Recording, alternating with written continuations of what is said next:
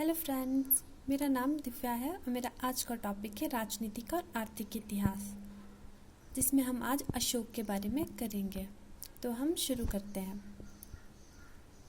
273 ईसा पूर्व में बिंदुसार की मृत्यु के पश्चात अशोक सिंहासन पर बैठा, किंतु उसका राज तिलक 269 ईसा पूर्व में हुआ।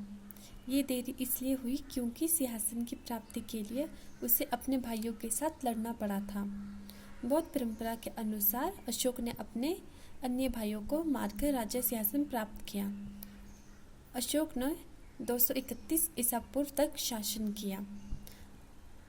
कलिंग का युद्ध। अशोक ने कलिंग का युद्ध लड़ा था 261 ईसा पूर्व में। कलिंग के युद्ध के बाद अशोक के जीवन में बहुत सारे परिवर्तन आए थे।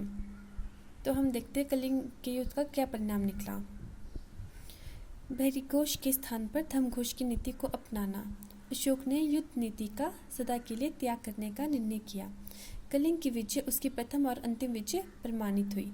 अशोक ने अब भैरिघोष की नीति को छोड़कर धर्मघोष की नीति को ग्रहण कर लिया। भैरिघोष होता युद्ध की नीति का त्याग करना और धर्म मतलब धर्म के रास्ते पर चलने का निर्णय किया। अब है अशोक के व्यक्तिगत जीवन पर प्रभाव। कलिंग का युद्ध अशोक के जीवन में एक नया मोड़ प्रमाणित हुआ।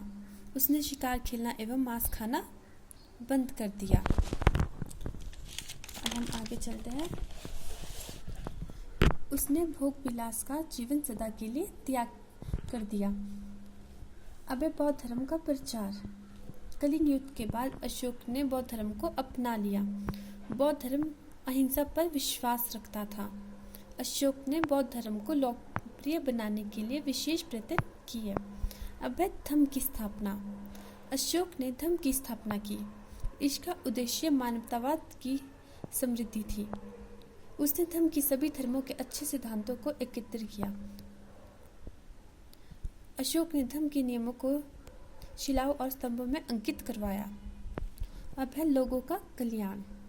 प्रजा की सुविधा के लिए अशोक ने सड़कें बनवाई तथा इसके किनारे पर छायादार वृक्ष लगवाए। पानी पीने के लिए कुएं खुदवाए। यात्रियों की सुविधा के लिए राज्य भर में सराय बनाई। मनुष्य के लिए और पशुओं के लिए भी अस्पताल खुलवाए। अब है सैनिक आयोग्य। युद्ध की नीति का त्याग करने के कारण सैनिकों में युद्ध कला, वीरता एवं निपुणता कम होती गई। युद्ध की नीति का त्याग करने के कारण मौर्य साम्राज्य पतन की ओर बढ़ने लगा। साम्राज्य का विस्तार। अशोक का साम्राज्य उत्तर में हिमालय पर्वत से लेकर दक्षिण में मैसूर तक, पूर्व में बंगाल से लेकर पश्चिम में अरब सागर तक, उत्तर पश्चिम में हिंदुकुश पर्वत तक फैला हुआ था।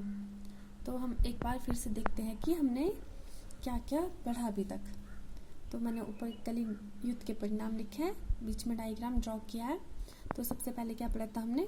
भैरिघोष के स्थान पर धर्मघोष की नीति को अपनाना, मतलब कि युद्ध नीति का त्याग करके धर्म के रास्ते पर चलने का निर्णय करना। अशोक के व्यक्तिगत जीवन पर भी प्रभाव पड़ा था। उसने मांस खाना छोड़ दिया था, भोग विलास का जीवन छोड़ दिया था। बौद्ध धर्म का प्रचार। उसने बौद्ध धर्म का प्रचार किया और इस धर्म को बहुत लोकप्रिय बनाने के प्रयास किया। धर्म की स्थापना की। धर्म में उसने सभी धर्मों के अच्छे अच्छे सिद्धांतों को शामिल किया। लोगों का कल्याण किया। न केवल मनुष्य के लिए, पशुओं के लिए भी अस्पताल खुलवाए, कुएं खुदवाए लोगों के लिए। सैन्य अयोग्यता। युद्ध नीति का त्याग करने के कारण सैनिक अयोग्य हो गए। साम्राज्य का विस्तार। और उसने अशोक का साम्राज्य काफी बड़ा था। तो आज के लिए बस इतना ही। Thank you.